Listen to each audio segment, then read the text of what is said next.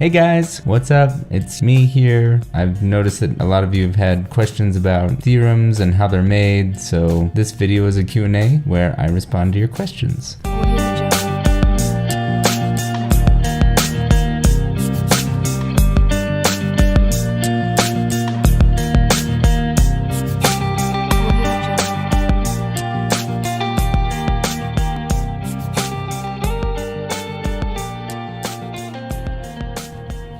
Our first question is coming from @howdiswork21. Howdy Swerk21. How are theorems made? I have to sort of state for legal purposes that I am not certified to give any advice as to how to make your own theorem. So this is only for educational purposes. It's a little complicated. That's why people go to school, to learn how theorems are made. Theorems start out as little axioms. They're in your brain, but they're so true that you hardly notice. It's almost like they're pure essence of truth.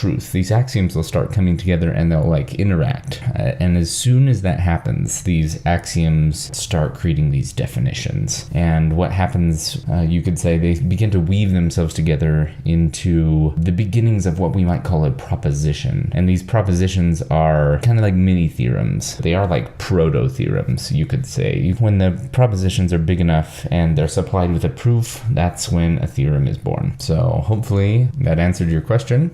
Our next question comes from @newphonewhodis42. What can I do to prepare to make a theorem? Well, I have a simple answer for this one. You just got to remember your QEDs. It's an acronym. It stands for quiet time, exercise, and diet. Quiet time because you got to have a peaceful mind. You got to be able to really connect with those axioms. Exercise gets the blood flowing. It helps with cranial stimulation. And then diet, there is a direct relation between diet and the quality of the theorems that you produce. There's kind of a common joke that mathematicians are just machines that convert coffee into theorems, but we've done some studies and have shown that actually theorems that are only produced based on coffee are not actually that great. You might think, oh, go get a lot of coffee in there so that I can convert that coffee into these propositions. No, it doesn't work that way. You have to have a balanced diet, because if you don't have a balanced diet, you're not going to have a balanced proof, and you don't want that. Hopefully that answers your question.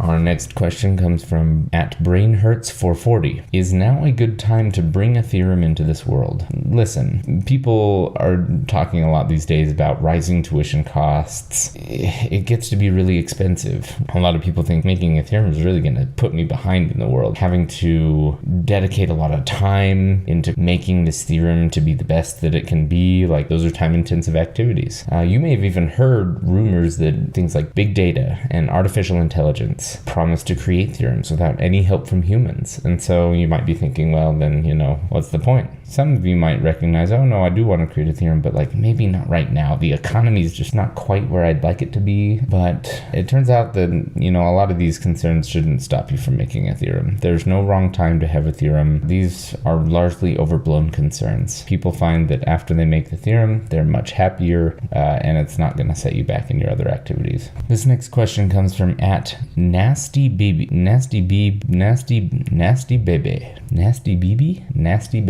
Question: when do theorems become theorems? As you can imagine, there is a lot of debate among mathematicians about this. Some claim that a theorem doesn't exist until it has a proof. There are conjecture theorists who argue that a theorem can exist without a proof, and they have their sort of hypotheses as to why they believe that theorems can exist without a proof, but they haven't been able to prove that yet. Some others claim to have an existence proof that shows that a theorem exists as long as it has a non-zero probability of existing at some point in the future. I don't really have a good answer for how to resolve this. Some people just say, you know it when you see it, and I'm kind of in that camp. I like to use the axiom of choice to choose an ordering of these definitions that suits my theorem-making needs at the time. On to the next next one. This is a joint question asked by @crudeoiler and @gaussprices. Should I make a theorem by myself or with a partner? Some people do make their own theorems, but really,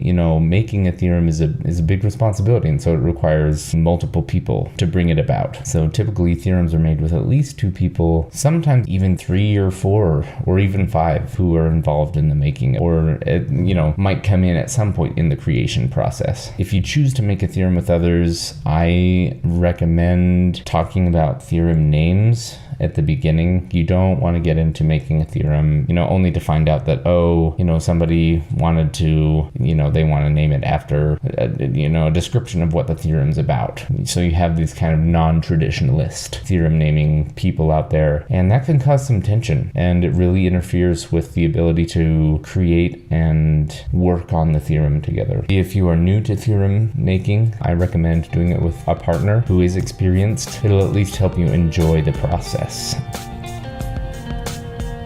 Thank you so much, everybody. Don't forget to like and subscribe, and look forward to seeing you next time.